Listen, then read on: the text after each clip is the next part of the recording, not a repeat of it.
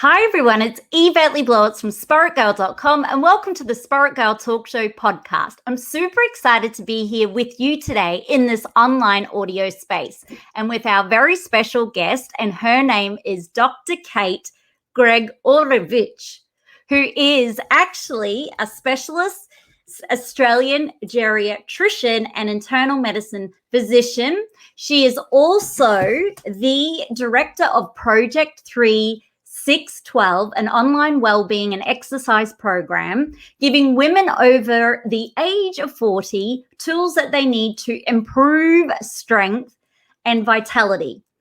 But more importantly, she's best-selling author of one of my favorite go-to books, which is now part of our Spirit Girl book club, which is titled Staying Alive, The Science of Living Healthier, Happier, and Longer. Welcome. How are you, Kate? Oh, very well. Thank you so much for having me here today.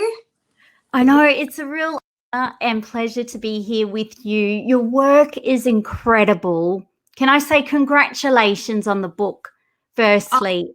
So much. It was so interesting to read. I learned so much. You have gone to so much effort to put the science behind it, but really practical things we can do in our day-to-day life to improve our health, to fight disease and combat everything that we're going to be facing as we grow into old age. But before we get started, are you happy to tell all of the listeners a little bit about who you are, what you do, and what inspired you also to get in the line of work that you're in?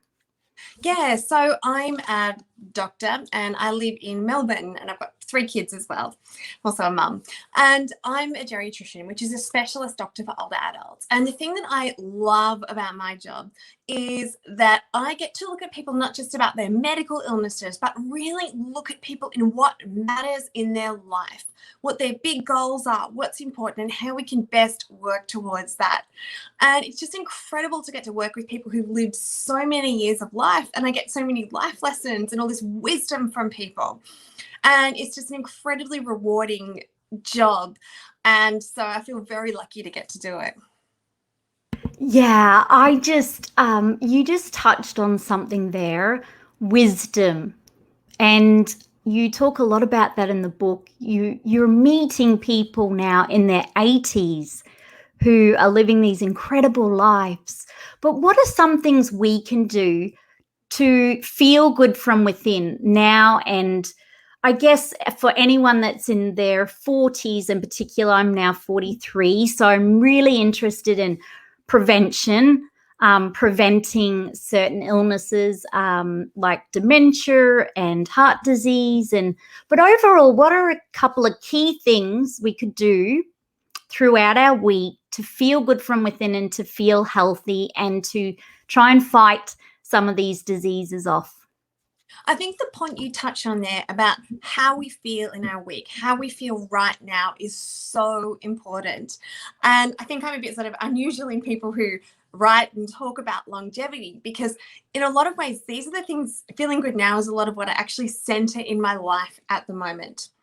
And so, what I mean by this, when I speak to people who've actually achieved very long life, who've, lived 80, 90 years, when I ask them what their most important thing is, it's invariably something like family or a club they belong to, perhaps their garden. It's when I remember speaking to one man, and he was recovering from his illness, and he was so keen to get better because he and his wife had been dancing for the last 60 years and they had to get back there. And so, that's one thing that with longevity, it's so important to also think about how we feel in the present, to think about how we incorporate joy in our lives now. Because if we don't have joy, if we don't feel like we have purpose and meaning, having that motivation to do things like exercise, eat right, and look after your sleep is that much harder. And the other main message from my book that I think is so important for people to get is that doing things to help your longevity doesn't mean sacrificing the present. And so things like sleep is a fantastic example. When you don't have enough sleep, your body is in a stress state. You get disruption of cortisol release, you get immune changes because your body is preparing for a threat. And over the long term, poor sleep is associated with dementia and heart disease. But the other thing we all know is that one night of bad sleep, you don't feel nearly as good. Your memory doesn't work as well straight away. You don't make great food choices. You're grumpy. And so doing things like prioritizing sleep, yes, it is definitely likely to help you have a longer health span, but it's also going to give you a better today. Wow. I love that.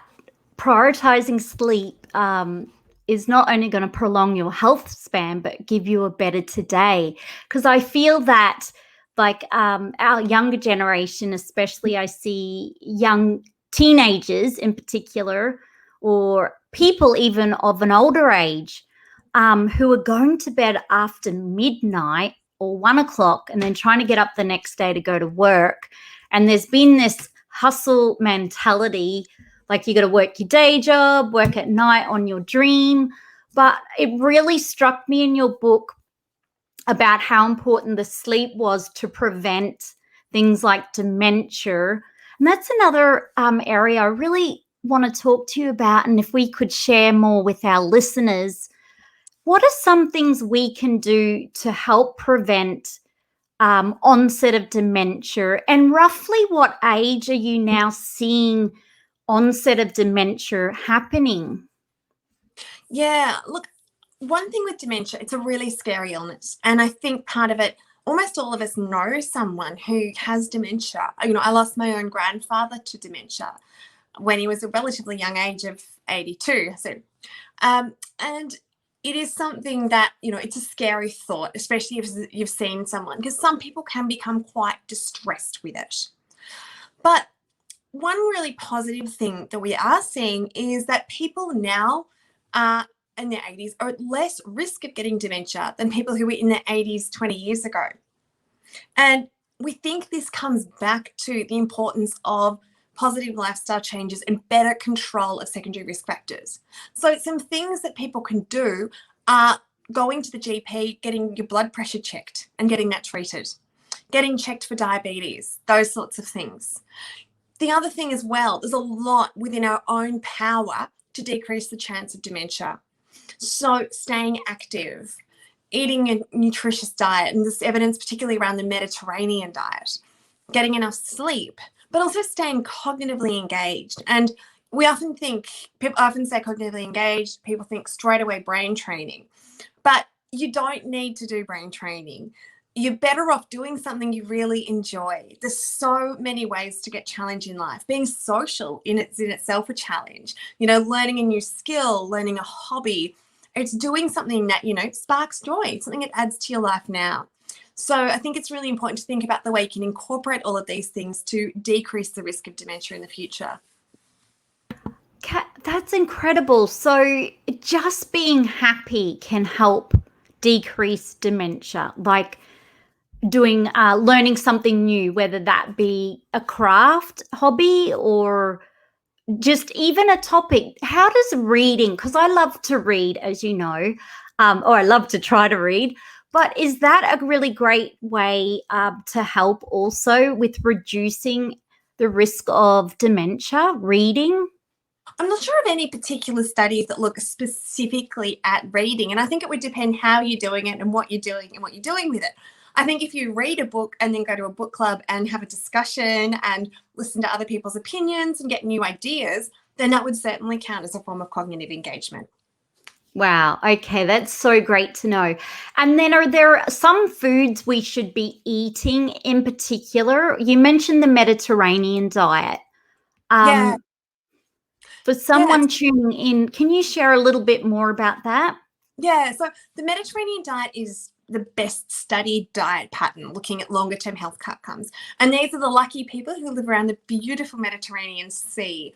And so their traditional diet is eating a lot of really fresh whole foods. So they'll eat leafy greens, fish, legumes like lentils, olive oil, very little meat, a little bit of dairy, and generally avoiding ultra processed foods, which are all those foods we see in the supermarket that have got many unpronounceable ingredients in them that we could never replicate at home.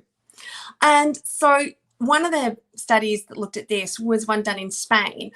And this group who were on the Mediterranean diet, so they stopped it early because they already had lower death rates than the people on the non-Mediterranean diet. But they did find in a group that there was a decreased risk of dementia as well. And, what I want to say with them is as well, the Mediterranean diet is the best studied. But I'm sure that if you looked at traditional diets in a lot of parts of the world, like Japan, where some of the longest lived people in the world live, even some of the Brazilian, South American countries, I think anything, just avoiding ultra-processed foods, eating lots of vegetables, especially your leafy greens, getting healthy fats like olive oil and avocado, and, making sure you're getting lots of fiber and not eating too much meat. I think dietary pattern like that anywhere is likely to be beneficial. Oh, wow. That's such great knowledge. Thank you. And when it comes to the big thing at the moment in the news and on podcast shows and everywhere is this whole gut health and this discovery of gut-brain connection. Can you share more about what this is? Because for some of us, it's brand new. So our listeners know even more. Yeah, so, I graduated from medicine in 2006. And even back then, we didn't really learn anything about the gut microbiome. And so since then, researchers have now discovered that this plays a huge role in health.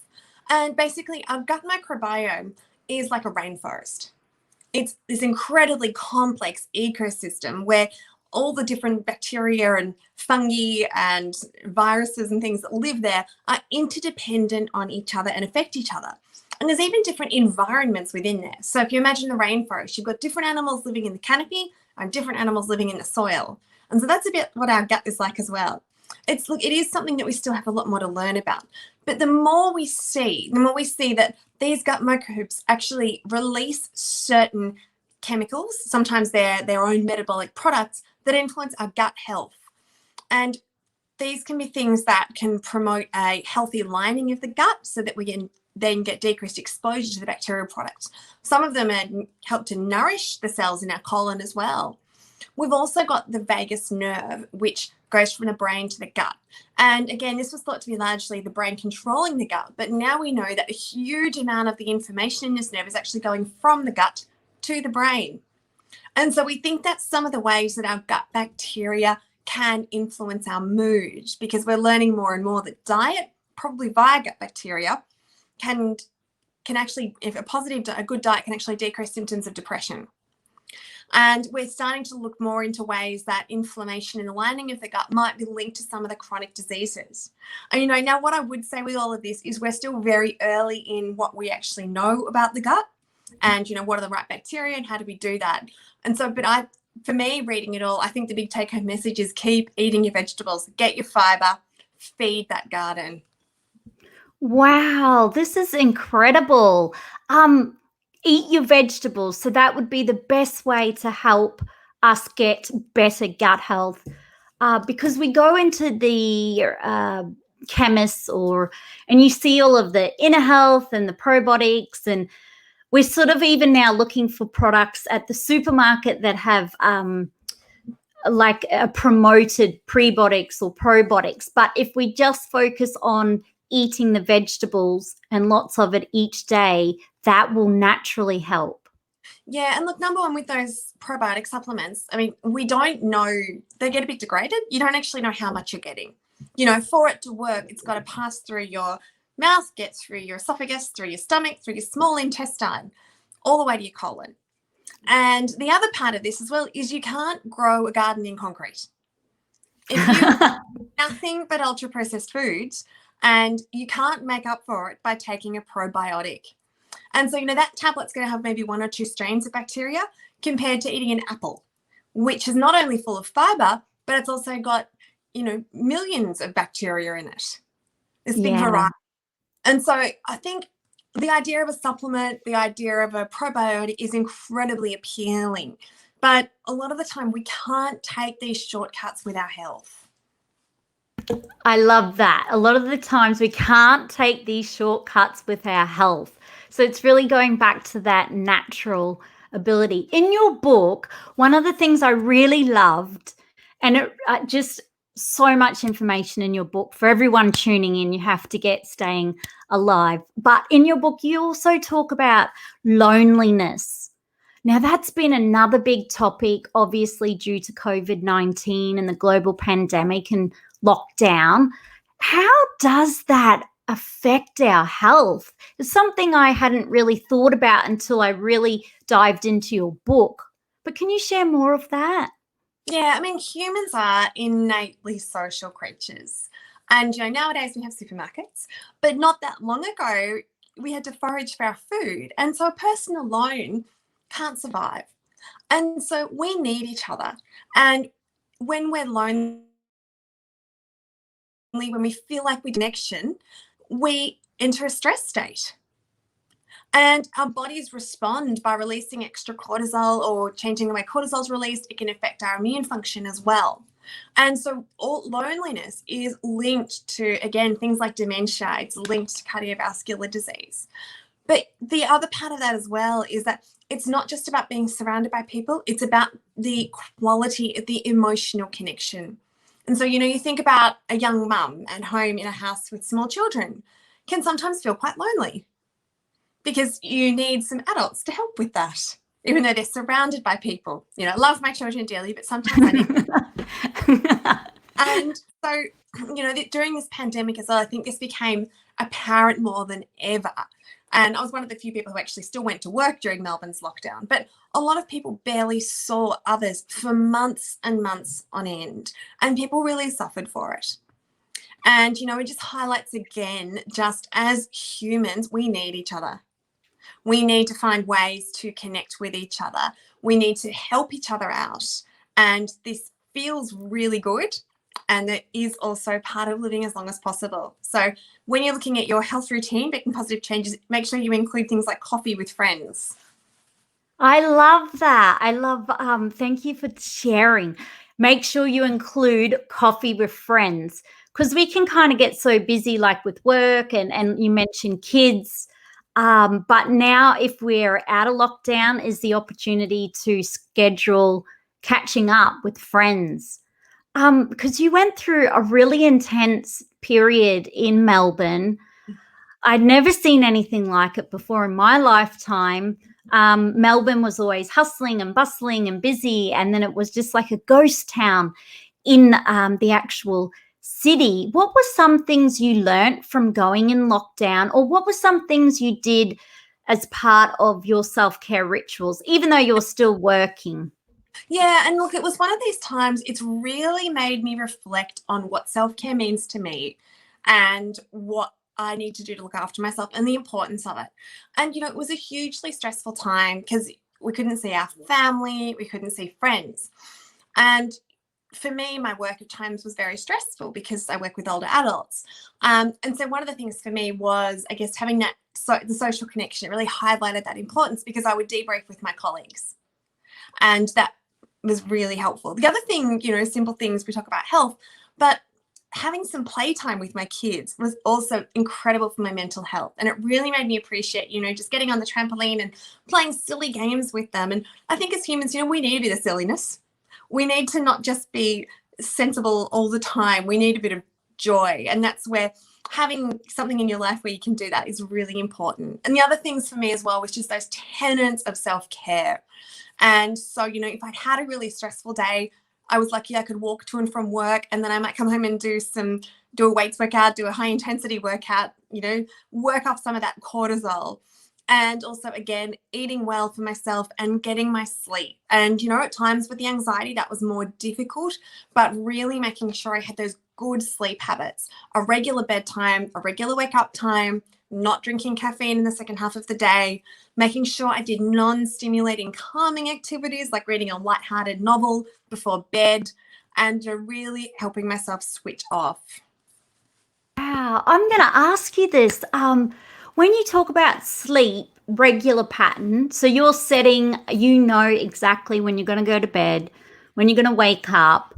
Do you aim for 8 hours worth of sleep, and then like kind of the hour before you're going to bed, that's kind of like turn the lights down? What's that ritual look like for you? Yeah, and so I've had not great sleeping children. And so now that I'm a little past that, sort of, I'm really protective of my sleep because I love to feel great. And, that comment you made before about people staying up to burn the midnight oil. Well, for me, the reason I am so productive, the reason I get so much done is because I'm rested.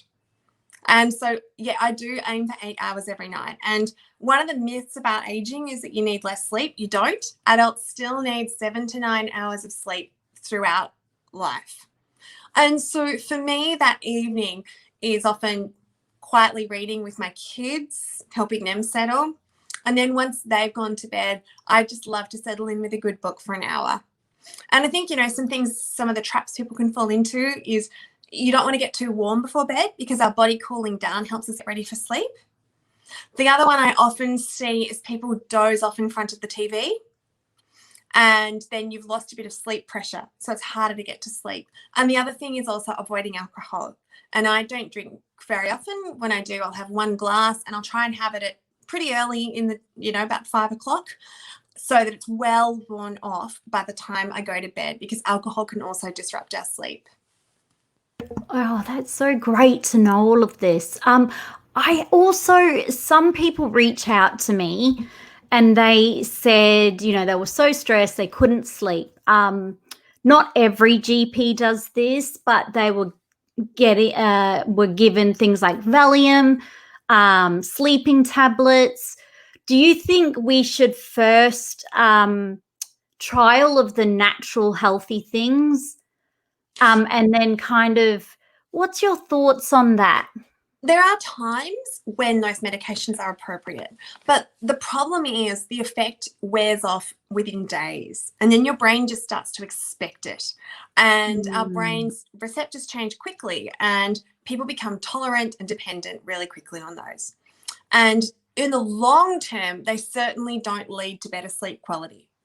And the evidence for sleep, so if people are listening to this and they're having sleep problems, there are sleep physicians out there. And sometimes getting a sleep study can identify an underlying problem that's treatable, like restless legs or sleep apnea. Once those sorts of things have been excluded, the most evidence-based treatment for sleep after making lifestyle changes, which if anyone's interested, I've got a blog on this on my website called Project 365 because I get asked about it so often. But once you've made the lifestyle changes, the most evidence-based treatment is actually cognitive behavioral therapy. And that is seeing a psychologist who's trained in this area, who helps you run through mind exercises to work on at the time you're going to bed. But it is something treatable, but it's one of these things that, again, behavior change is the most evidence-based therapy for insomnia. And it can be hard slog, but really worth it. Thank you. Thank you. That's such great advice. I really love that.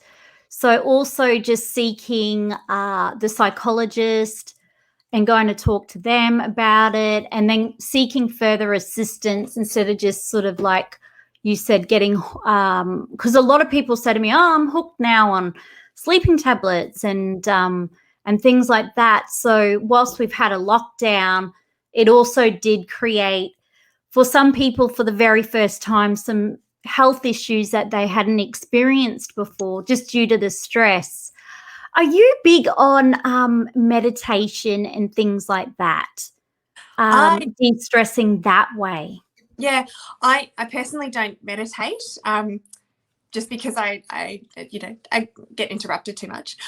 But there is great evidence for meditation for stress relief. And really interestingly, people who meditate over a long time when they're older actually have some positive changes in their brain structure. So I think there's definitely evidence for meditation over the long term. It's good for emotional regulation, it's good for sleep, and people enjoy it. And so I think as well with meditation, there's some apps like Headspace, but there's also things like doing yoga where you're doing focused concentration and or going for a walk and trying to walk and be mindful at the same time. I think there's other ways to, either practice mindfulness or to de-stress. But for some people, meditation is really helpful. And for anyone who it thinks it sounds like a good idea, I'd say definitely give it a try. And you know what's so interesting? You touched on something. You've got 3 children and you work You're super busy. You do a lot of contribution on TV, a lot of podcasts, a lot of interviews, so much on your plate. How do you find time now to practice self-care? Do you have to get up really early before the kids are awake, or do it at night when they're asleep? How do you even fit in self-care? Yeah, look, it's one of these things that for me, it's about, I make it a priority. And, I will also give a shout out to my husband as well, because it's a team effort. And so we both sort of, push each other to get our exercise. It's with these things about healthy behaviors. We often think about, oh, do I have time, or, finding the motivation, but half the battle is scheduling and showing up. If you might write it in your diary, I'm going to the gym this time, then, you and your partner push yourselves and just turn up and getting it done and forming a habit. And, for me, I do rely on it very much because I know it makes me feel so much better. And so that's where my motivation comes from. And, part of this as well, one of the things we haven't touched on yet, but with longevity, is purpose. And so, I love my clinical work, but I also see what a huge impact lifestyle can have on healthy aging. And I get asked a lot by, I guess, the sons and daughters of my patients, how they can avoid dementia or avoid frailty. And so I just have this strong drive to try and make the science accessible to people, to help people apply it to their own lives. And so that's a big part of how I have the energy to do this many things.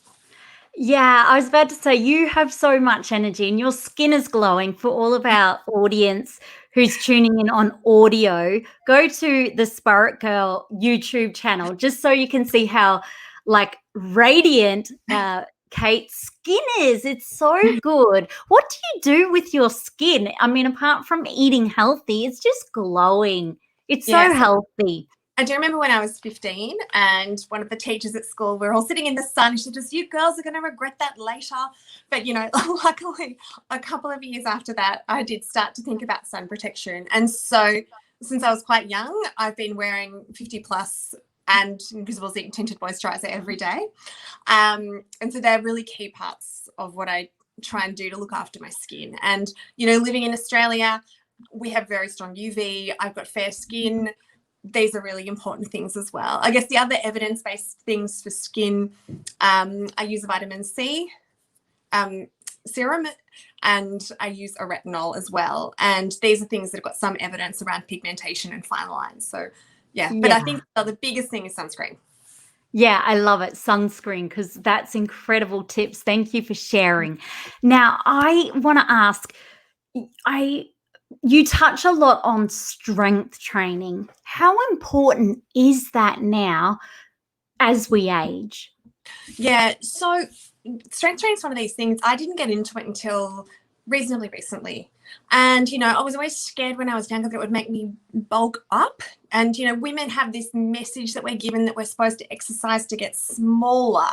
And, all this rubbish stuff that we're fed about value of our bodies is thinness. And it wasn't until I got older and, started really understanding the evidence that I started getting into strength training. And so, when you walk into a nursing home, most of the people there are women.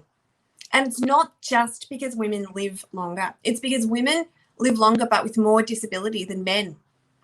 And the biggest cause of this is that women become weaker. And so we start off with a lower peak muscle mass and a lower peak bone mass. And then over time, and then we lose this as we get older. And so, people can reach a point in life where they can just no longer get up out of a chair. And so, we think of strength training as young guys trying to get their muscles big, but really it's so important for women who want to stay independent into older age, for women who want to protect their bones and avoid osteoporosis. And so for me, I see this as an absolutely integral part of my weekly exercise routine. And, the thing is with doing strength training as well, it makes you stronger and then you're a bit more able to do some certain impact exercise, which is also excellent for bones. But I think as well for women, it's also, or especially when you're starting and, you're not 20, it's really important to use the right technique and to find someone you can learn from. You can learn to do the exercises properly and to gradually build it up. And so one error I see a lot of people making is they'll start something and be told they've got to work to their limits, work as hard as possible, and they get exhausted and get injured, or they work so hard that they're so sore they can't move for days and then get put off. And it's much more about starting slowly and sustainably. Wow, because you have like dedicated a website to this. Are you able to share more about why you created this like platform to help others, like the 40 plus club, Yeah. which I'm part of? I'm just so fascinated to find out more about your site and what you offer on there for our podcast audience. Yeah, so this was started, I remember I had this conversation with a woman, and she was over 50 and she was worried about her health in the future. She could see her mum getting weaker. And she also had, sons in their 20s who still liked her to do their washing and a job. And she wanted to make some positive changes. And she told me, I went to a gym and I felt so embarrassed and I walked out again. And this is a real thing. When you look at the evidence, women are often too embarrassed to exercise, which is so sad because, we all deserve to feel great and everybody deserves to be active. And so I met up with an exercise physiologist who's also almost finished her PhD in bone and muscle health. So she's an absolute expert in this area. And so we came together to create an online program for women that women can start off with no equipment, doing it in your own home, and with also an education approach. And we follow a body neutral approach. So many programs talk about success based on a number on the scales, but we want people to focus on success on feeling stronger, on knowing they can do things they didn't used to be able to do, and to getting education and feeling empowered within their own health. I love this, because I must admit, even though in my 20s I was okay with going to the gym, I was just teaching Les Mills aerobics and on the stage and a PT and stuff. But then when I got now in my 40s, it's not something I really want to do. And I'm just prefer to do things at home in the comfort of my own home in privacy. And I'm not a big one to sort of go into the gym room and lug the big heavy weights. Do you think basic push-ups are something good, like a basic building our strength with a basic push-up, going back to some basic stuff at home, that can help, can't it? And your site there. A push-up can also be quite full on as well. Yes. I won't do any right now. A lot of our women, they need to start with some modifications. And so because Cass is obviously so trained in this area, she's able to give that sort of thing. And, one of the great things about strength training is it can be a very efficient way to exercise as well, because you can do compound movements that work all the big muscles in your body, things like squats and lunges.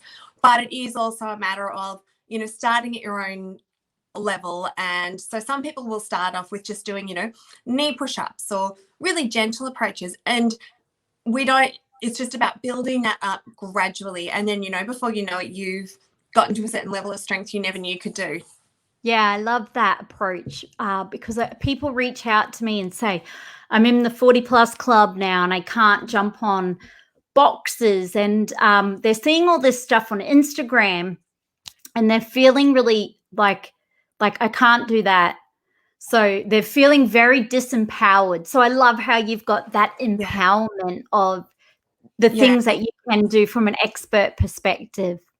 Yeah. And that's something that I think, it puts so many people off exercise, that you can't do some sort of extreme thing, or that, fitness has got to be this narrow definition of younger people. And, really, I hope when I'm 90, I can leap up out of a chair. That's my goal.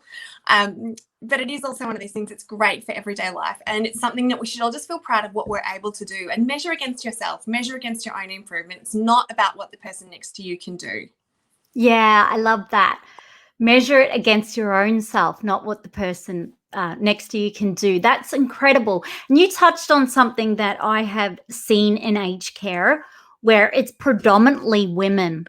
So even in the aged care where my mum is, there might be, as an example, 15 women to 2 men. And quite often, a lot of them are with the wheelie walkers, or some women can't even get out of the chair. Or I've also witnessed where the elderly might have lost a limb or something due to diabetes. That's another area that is really where we have to look at, isn't there? Like, most of the processed food has sugar in it or high sodium. When we are getting our products from the shelf, should we be looking at how much added sugar is in there or sodium, and then trying to get the other product which has less? Yeah, and honestly, I think that one of the, things that can really, muddle with your head in our society is that we do get so many messages about how we're supposed to look, but then we're also surrounded by foods which are designed for us to overeat. And, like chocolate. Avoid the chocolate aisle. I've been trying to avoid the chocolate aisle. I go for the 90%. I love it. But at least, at least we know chocolate is chocolate. But it's things like some of the ultra processed breads, some crackers, certain breakfast cereals that might have the word, might have 4 health stars on them. And it's an incredibly confusing environment. It's really hard to read packages. And I've read a lot of studies in this area, I've looked at a lot of evidence, and I think that we need to look at our food in a really different way. I mean, number one, I think that we need to look at food, in a more holistic way. We talk about carbohydrates and fats and things, but we eat meals. We don't eat a little bit of carbohydrate, quarter of carbohydrate and a quarter of fat. We eat meals. Our foods contain all of these different things combined.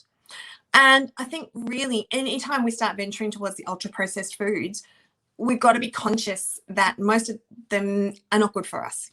We need to have, the bulk of our diet needs to be whole foods. So, whether you're having some porridge and fruit for breakfast, then some, getting a salad for lunch and perhaps adding in some chickpeas or lentils, even something like some fish and vegetables for dinner, just trying to steer away from them. And if you want to eat things like, crackers and things, just, being conscious they're not going to fill you up, thinking of them as a sometimes food.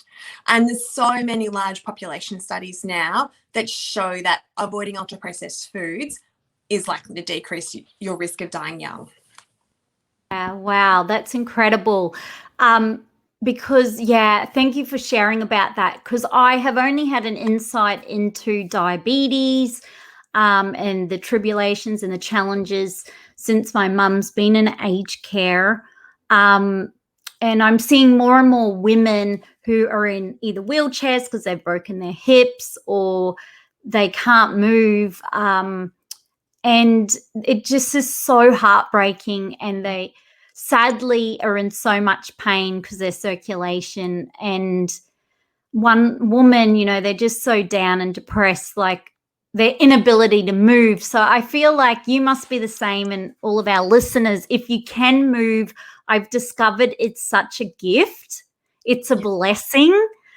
And I'm going to use it till I lose it, obviously, which is a good motto.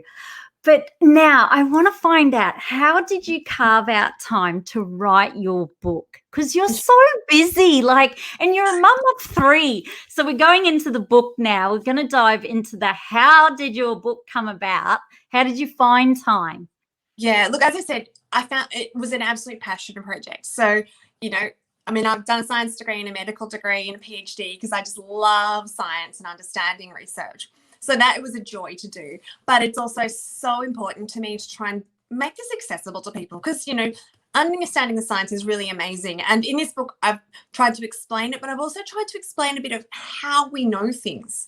And so I hope that people reading this, when they read, the next clickbaity science article in the paper, can actually think of it, think a bit whether it's been interpreted correctly.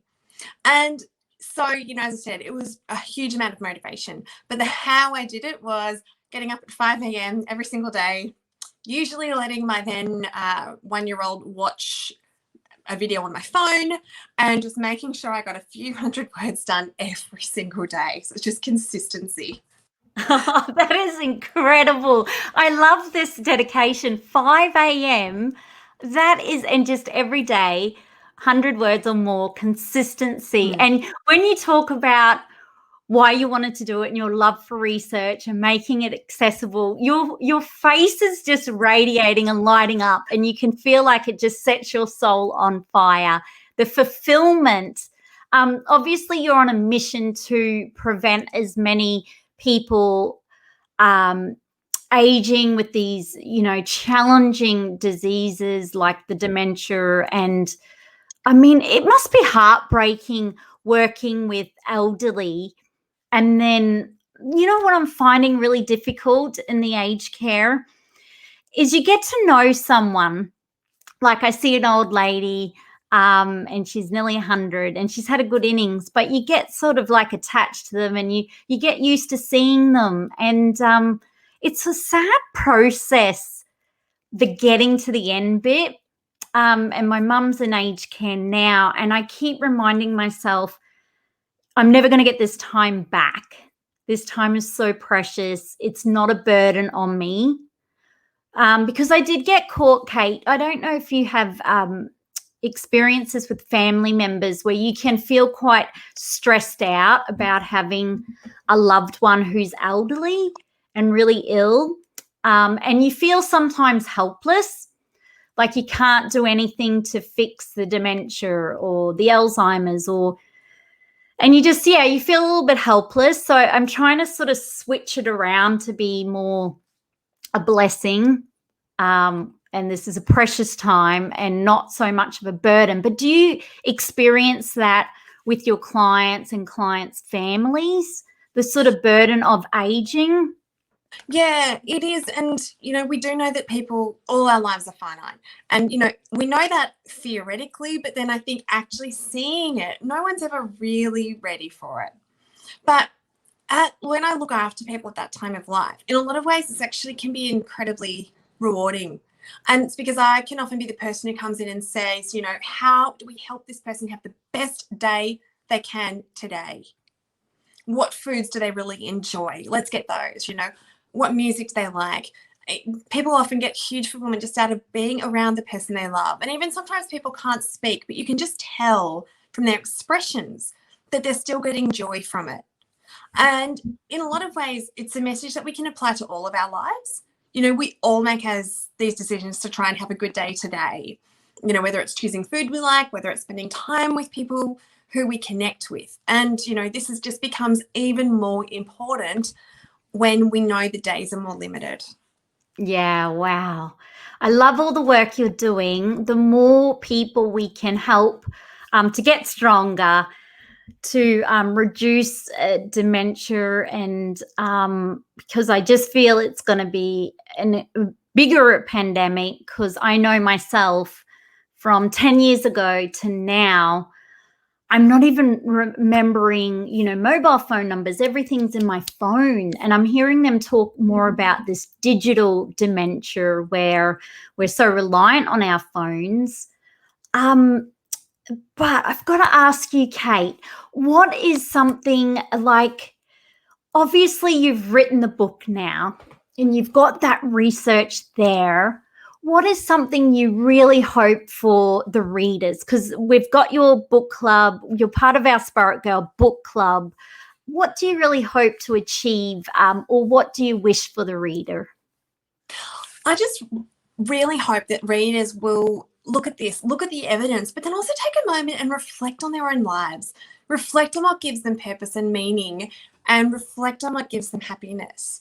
And I love to see people then using the research I've outlined in this book, but applying to themselves. When we look at research, often they're big population studies. We look at 3,000 people and we saw this trend, but then every person is an individual. And so this book isn't designed to be a didactic, you must do this, this, this. It's designed to be for people to read it, think about their own lives, think about what drives them, and how they can use this information to make their lives better. Yeah, I love that. How they can use this information to make their life better. And there was something so pivotal in your book where I had to share it. I was like, oh, everyone needs to know about staying alive, because it was where I had to make a decision. Okay, I'm in my early 40s. I either go to bed at a regular time, get good sleep in, and this is going to be preventing me, from being that woman, sadly, in the aged care, because I see women who don't know where their room is, who don't know their name, and it's heartbreaking. And I think, right, this is so important, like now, like today. And also, like you said, you wake up feeling the next day, feeling incredible. But that's how transforming the book was for me. It was like it really made me think, because, being on a podcast host, and then I've got the Spirit Girl blog, and I've been blogging for 10 years online, but the amount of admin to run a blog now is through the roof, just responding to comments and DMs, and there's so much to do. Like, I could probably stay up all night, but I just burn out. But that was a really big moment. It was like, okay, this isn't about hustling. This is about health, sleep, prevention.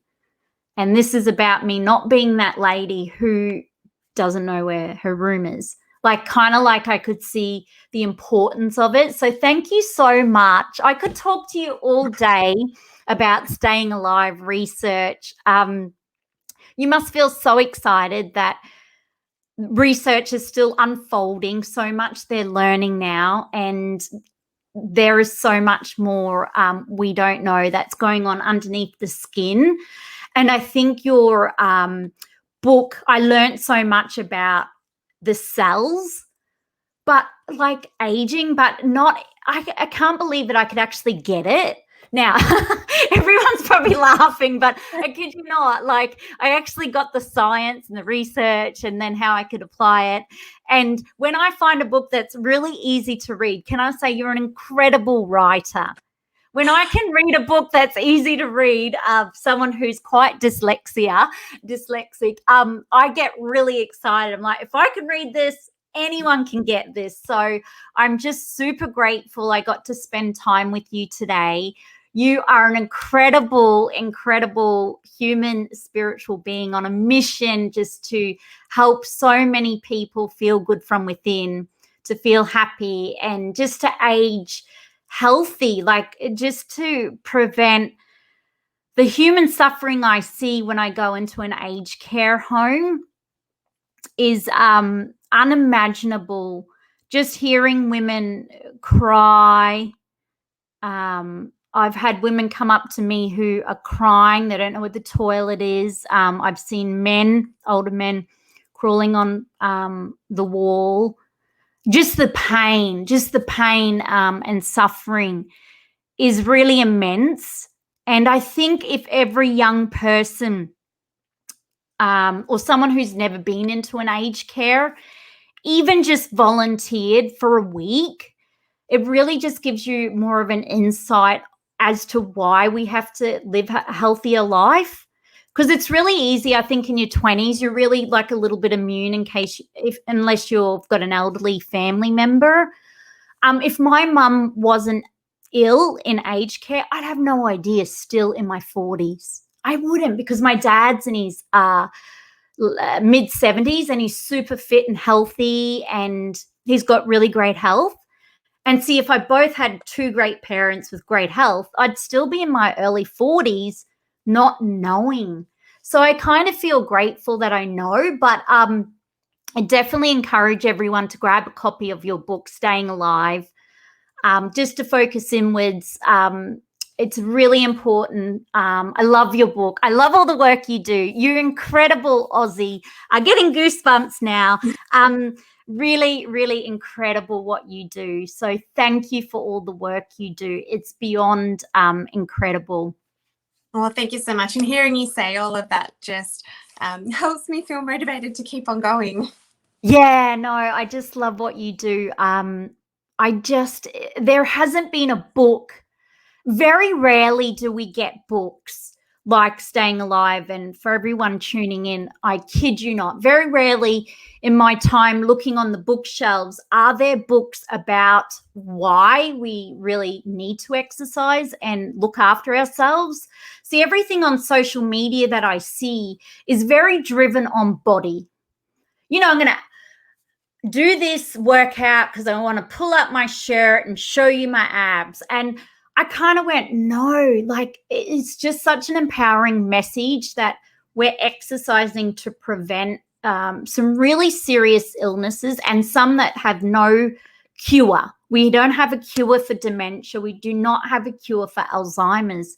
It's sad, but it's the truth. And I just feel like if you're 40 plus club with me, grab a copy of this book. And even if you're younger, just it's liberating to know the research, and it's liberating to know that, no, you're not just exercising to look good, like you're doing it to feel good.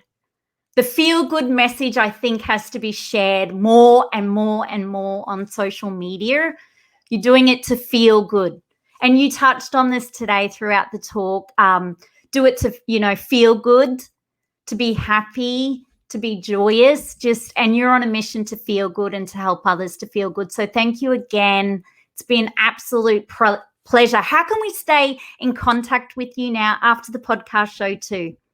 Yeah, so you can find me on Instagram. You can go to my website, Project 3612, and I've got a newsletter that you can sign up to, which has got actually got some information about keeping your brain healthy. They're probably the best ways to find me. Yeah, okay, beautiful. And you can grab a copy of Staying Alive at all of our bookstores online. Highly recommend it. You're going to love it. Be sure to share this podcast show today with as many people as you know.